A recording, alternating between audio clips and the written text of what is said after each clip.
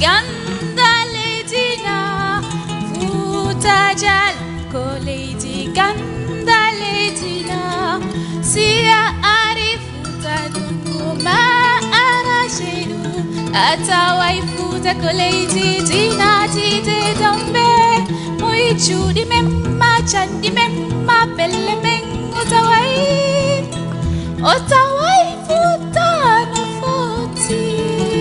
Il suffit d'une chanson pour se donner quelques frissons, d'un rondeau ou d'une balade pour voir tout beau, ou alors d'un sonnet pour oublier tous les regrets. Il suffit d'un conte pour savoir l'humain en fin de compte. Il suffit des mots, des vers pour sentir de l'eau, de la terre, de la magie, des histoires.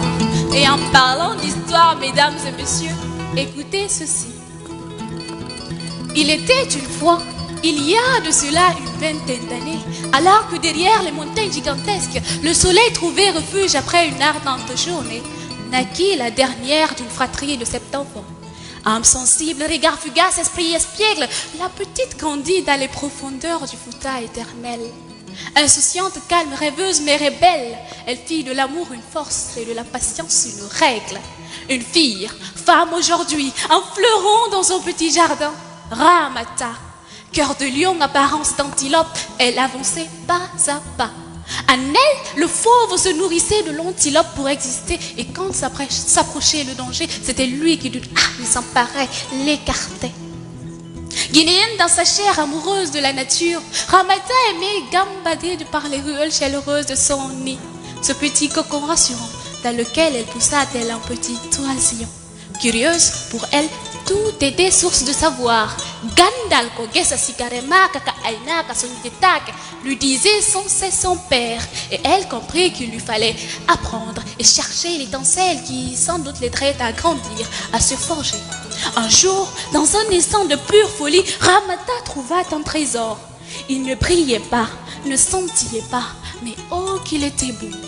Elle l'ouvrit alors et découvrit, caché sous un papier blanc immaculé, un monde. En y plongeant, elle rencontra des amis, des histoires, des mots qui l'inondent. Fallait-il ne jamais quitter ce monde, se dit-elle.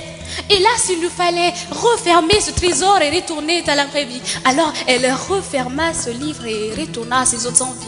Mais revient chaque jour rendre visite à son trésor qui ne scintillait pourtant toujours pas. Naquit alors la plus fabuleuse histoire d'amour entre Ramata et le livre. Elle le prenait le matin au petit déjeuner, se délectait de lui au déjeuner et n'en faisait qu'une bouffée au dîner. Ainsi, Gandangal, elle le trouva dans ses feuilles. Basangal, elle le laissa dans un cercueil. Et si lire, c'est vivre, elle vécut alors le plus merveilleusement possible. Et dans ses folies nocturnes, elle se supplie à écrire. Écrire pour vivre, exister, savoir, s'accepter. Ramata Baldé, c'est moi. 20 années plus tard, le même regard, le même amour, la même hargne, la même petite fille dans l'âme. Et ce soir, plus que jamais, mesdames et messieurs, l'amour des chants, des contes, des livres en moi fleurant s'excite, existe. C'était Ramata, c'est moi.